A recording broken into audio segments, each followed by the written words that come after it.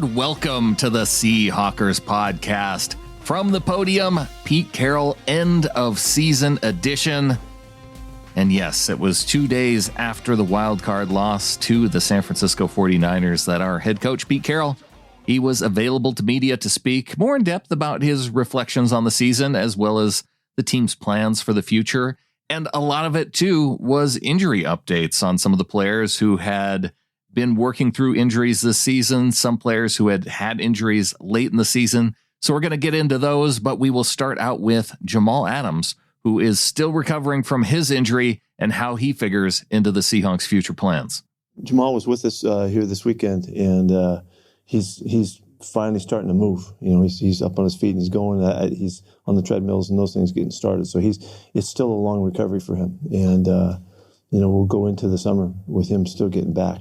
So we'll just have to wait and see how it goes. But that's not one that he's going to bounce back and be ready next month or something like that. It's going to take him a while. Next up in injury news, we have an update on linebacker Jordyn Brooks. He hasn't been operated on yet. They've waited. I think it's, what was the date today? I think he's going in the 19th. What is the date today? Yeah, 19th. So we won't know anything until then. Brooks' fellow linebacker Ben Burr-Kirven is also recovering from a knee injury. He's a little bit of an experimental mode. You know, the surgeries that he's had and the process that he's going through, he is making progress. He is busting. He's always in the weight room with us. He's always here working with really a tremendous mentality. Nerve issues are this really intricate stuff going on. And so he has had to really have a good attitude about it to stay in the fight. And he's in the fight, and he's planning on getting back out there, so we're going to give him every chance. If he can do it, this is going to be the place he does it. And so we'll see what happens. And but he's upbeat, he's positive, he's made improvements in an area that sometimes you don't make any. And so the scientifics of this deal that are part of this challenge, and we'll see how it goes, and with really high hopes. One of the Seahawks defensive rookies, Tyreek Smith, he was not able to appear for the Seahawks this season. Pete talks about what may be on deck for Smith. Yeah, he should be able to be fully recovered, ready to go, and all that. So we didn't get anything done this year, but good hopes for the future. He's an active football player. He could be a factor for us. Pass rusher from the draft prior, Alton Robinson, did not see the field either this season due to his injury. There's some issues with this return. It's taken him a while, and I don't have the specifics on it, but I know it's been a struggle, and so I don't have a good update for you. But he's still in process, and he's away from getting back and being back to full speed. Meanwhile, on offense, Rashaad Penny was barely getting going before he suffered a season-ending injury. He's making really good progress. He was hoping if we went deep into the playoffs that he would have a chance. That's how positive he was about it. So. But it was, the ankle repair that he had is intricate, and it's the high ankle thing where they're tying your stuff together, and they get some really cool technology that makes him stable and ready to come back. He feels pretty good about it. So he'll make it back. He'll be back for camp and all that, and, if we can get him back up. And so he should have a good solid recovery. Finally, our last injury update focuses on the health of defensive lineman Bryan Mone. He had a difficult surgery. It's going to, we got to wait and see. There was more stuff going on than we thought, than you could see. And he had some old stuff in there probably that was part of that. So he's going to have a good battle here to get back. And I don't know what the time frame is on it, but it's going to take a while. Mone was a part of that Seahawks defense that was porous, especially on the defensive line, and they suffered in his absence. Pete Carroll was asked why he likes the defensive scheme despite the team's struggles this year. Yeah, because I love what these coaches have done and getting together. It's just been more of a process than I wanted, and we transitioned in a way that's not as good as we needed to. But it wasn't because we weren't on it. It wasn't because we weren't coaching it. It wasn't because the guys weren't trying. We need to get better at everything, and we need the time. We need a better offseason. Our guys are really committed to getting back here and doing their thing and taking advantage of it because they can sense why we need to. And we need to be smarter and sharper and more in tune and more precise about what we're doing. And so that's all there to be had. One of the coaches who helped put this defense together is Sean Desai, who interviewed with the Cleveland Browns earlier this week for their defensive coordinator job. He's already out there. He brings a wealth of experience in the system and in the scheme. The connection that he has with Clint was really valuable as they were putting stuff together. He factors into a lot of different things. He has a lot of input in different areas in the defense. So he's a valuable guy to us. Helps coaches different guys, coaches linebackers some, and he helps in the nickels and the safeties. And so we have kind of a unique role for him. And hope we can get him to come back. Wish the best for him, but hope for him to come back. Assuming that if he doesn't take this job, do you anticipate any coaching staff changes? We're staying with our guys. Yeah, we're solid. Pete was also asked how he would evaluate defensive coordinator Clint Hurtt's performance. And it is important to note that Carroll indicated later on in the press conference that he does plan to have both coordinators back next season.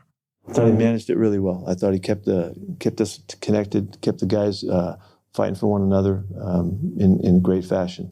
He worked really well with Sean and with Carl and John, with the guys that had been here to keep everybody on track and pushing it. We just needed to make more progress, and maybe we might have shot a little too high, for what we were trying to do.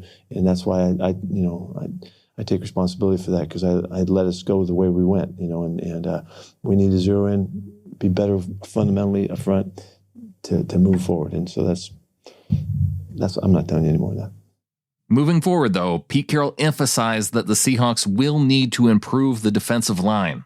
It's killing me. And it really, we're going to have to become more dynamic up front. We have to. We've kind of been in the same mode. We've got to get more production out of the guys. They've got to be more factor.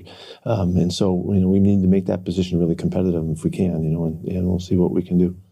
Fortunately, the Seahawks will have plenty of draft capital to select defensive linemen with. We're fired up about it, really. I know John is too. And we started we've been in those conversations. We were watching where the picks were going to show, throughout, and with hopes that we're going to really do something. And the first 4 picks that's an enormous opportunity for us. And so we'll see what we can make of that. Very positive. But if you think they're going that way and are completely ruling out the possibility of drafting a quarterback, you better think again. Well, yeah, if we didn't have a quarterback that functioned really well, we might be a little bit different. But the quarterbacks in this draft are extraordinary players, and you don't get opportunities like this. And so, we have to be we are really tuned into all of those options. And on the topic of quarterbacks, Carroll was asked about how Drew Lock figures into the team's plans moving forward, and vice versa. Drew was as positive as you could hope a guy to be that didn't get a chance to play. I mean, he had a really good experience. He worked great with the coaches.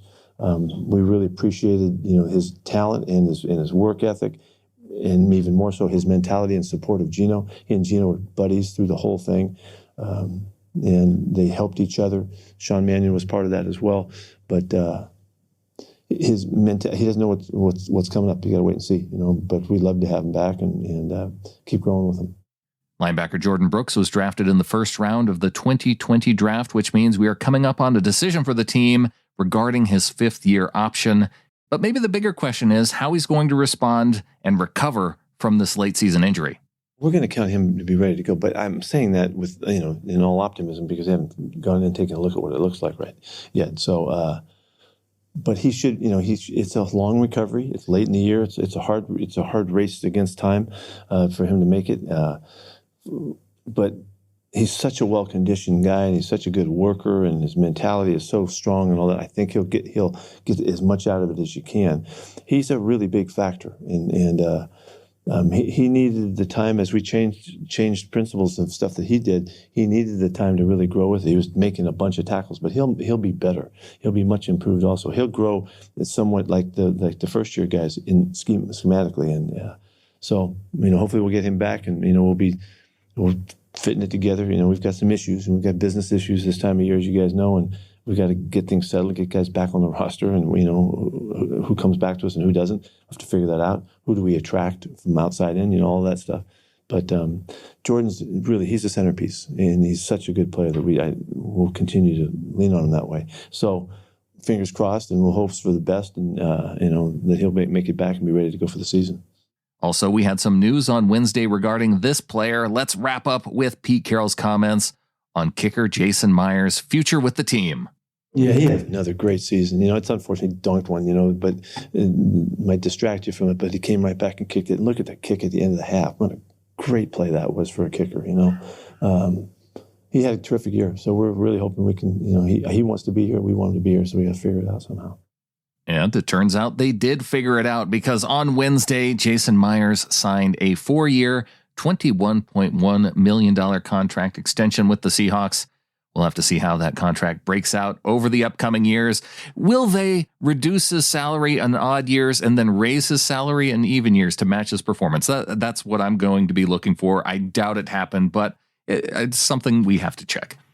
That's going to do it for the show. Thanks to Wilson Kahn for helping to produce this episode. Follow him out on Twitter at Wilson_Kahn, CONN. And I'm sure you're going to be able to find Wilson coming up on the next edition of PNW Prop Stars. They are going to be recording their post-season recap and crowning the prop star for this year. So that's going to be coming up, as well as my show with Adam.